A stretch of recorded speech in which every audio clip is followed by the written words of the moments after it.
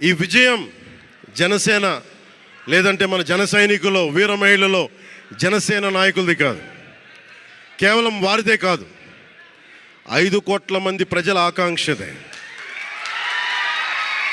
మార్పు కావాలి, పాలన మారాలి. ఇవన్నీ చాలామంది, కోట్లాది మంది ప్రజల ఆకాంక్ష. ఈరోజు ప్రజలు ఇచ్చిన తీర్పు ఇది. మనందరికీ చాలా జాగ్రత్తగా ఉండాల్సిన సమయం ఇది. కక్ష సాధింపుల సమయం కాదు ఇది. ఆంధ్రప్రదేశ్ భవిష్యత్తుకి పునాది, బలమైన పునాది వేసే సమయం అది. అన్నం పెట్టే రైతుకి అండగా ఉండే సమయం ఇది. రక్షణ లేని ఆడబిడ్డలకి రక్షణ కల్పించే సమయం ఇది. ఆడబిడ్డల్ని, మహిళల్ని వారి కాళ్ళ మీద వాళ్ళు నిలబడగలిగేలా చేసే సమయం ఇది. నేను ఈరోజు ప్రభుత్వ ఉద్యోగులు కూడా మాటిస్తున్నాను. కాంట్రిబ్యూటరీ పెన్షన్ స్కీమ్ నేను చెప్పాను, నేను బాధ్యత తీసుకున్నాను. ఏరు దాటాక తెప్ప తగలేసే రకం కాదు నేను.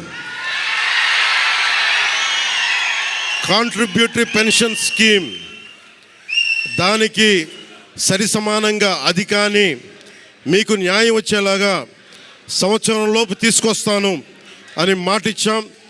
తీసుకొచ్చి తీరుతాం. ఆ మాట మీకు ఇస్తున్నాం. మెగా డిఎస్సి నోటిఫికేషన్ విడుదల చేయించే బాధ్యత మనం తీసుకుందాం.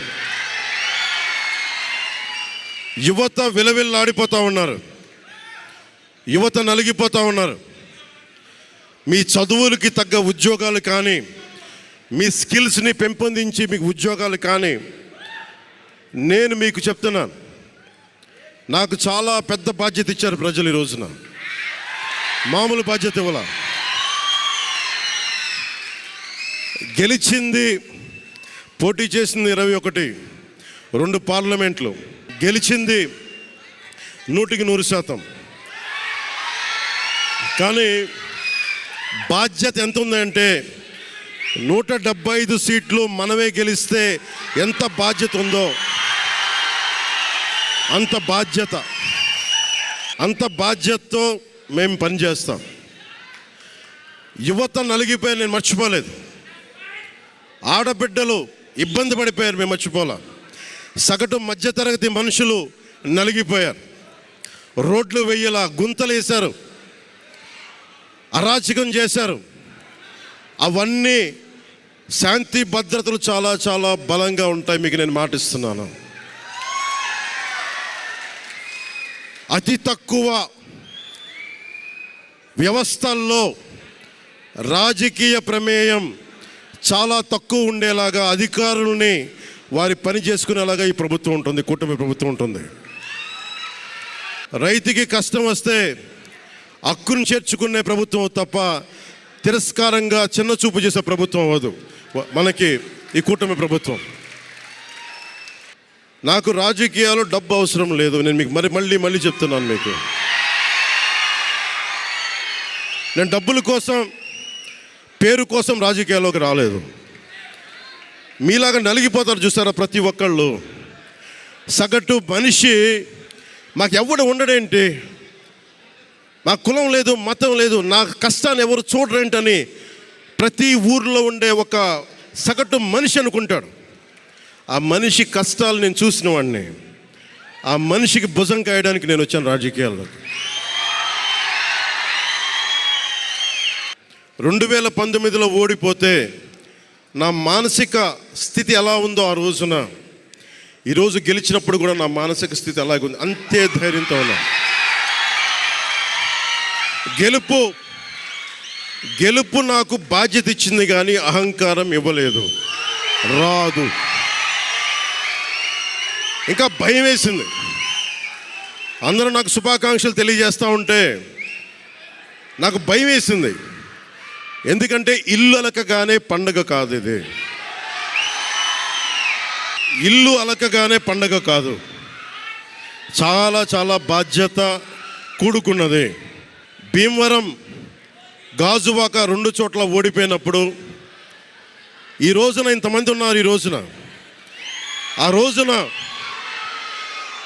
నా పక్కన నన్ను నమ్ముకున్న కొద్దిమంది తప్ప, కానీ నాకు ఒకటే అనిపించింది, నేను పరాజయం చూసి భయపడను, ఓటమి చూసి భయపడను. ఓటమి నాకు బలం ఇస్తుంది, ఓటమి నాకు ఉత్సాహం ఇస్తుంది అనుకున్నాను. దేనికి అంటే నేను ఒకటే నమ్మాను. చిన్నప్పుడు తిరుపతిలో యోగా నేర్చుకుంటున్నప్పుడు ఒకటే నమ్మాను, ధర్మో రక్షితి రక్షిత అని. నువ్వు ధర్మాన్ని నమ్మితే ధర్మం నిన్ను రక్షిస్తుంది అని. ఎప్పుడో ఒక 30 సంవత్సరాలు ఇంకా ముందే 18-19 ఏళ్ళప్పుడు చదివితే, ఈ రోజున ధర్మం కోసం నిలబడ్డాం. ధర్మం కోసం నిలబడితే ధర్మం ఈరోజు మనంటే నిలబడింది. అందుకని మనస్ఫూర్తిగా ఏ శక్తి అయితే కనిపించని ఆ పరాశక్తి, కనిపించని ఆ దేవుళ్ళందరికీ కూడా ఈరోజు నేను కృతజ్ఞతలు తెలియజేసుకుంటాను. మనస్ఫూర్తిగా మీ అందరికీ, పిఠాపురం ప్రజలందరికీ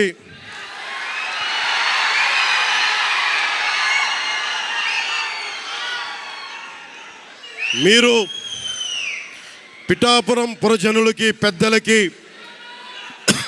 ఆడపడుచులకి, అక్క చెల్లెలకి, యువతులకి, కథం తొక్కిన యువతకి, కథం తొక్కిన జన సైనికులకి, జనసేన నాయకులకి, తెలుగుదేశం నాయకులకి, తెలుగుదేశం శ్రేణులకి, తెలుగుదేశం నాయకులు వర్మ గారికి, వారందరికీ కూడా నా ప్రత్యేక కృతజ్ఞతలు తెలియజేసుకుంటా ఉన్నాను. మీరు పిఠాపురంలో పవన్ కళ్యాణ్ గెలిపించలేదు, కేవలం పిఠాపురం ప్రజలు పవన్ కళ్యాణ్ ఒక్కని గెలిపించలేదు, 5 కోట్ల మంది ప్రజల్ని గెలిపించారు. మీరు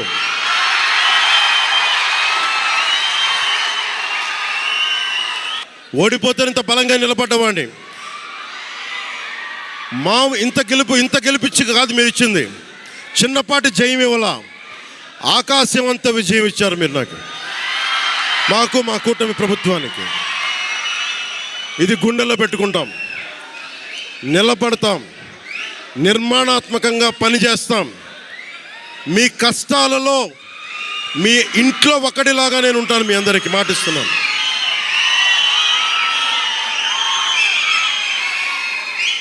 మీ ఇంట్లో ఒక్కడిగా, ఒకటే గుర్తుపెట్టుకోండి, మా ఇంట్లో మా కుటుంబ సభ్యుడు, నాకు కులాలకి, మతాలకి, ప్రాంతాలకి అతీతంగా ప్రతి ఒక్కరు ఆలోచించాల్సింది, మా ఇంట్లో కుటుంబ సభ్యుడు పవన్ కళ్యాణ్. మా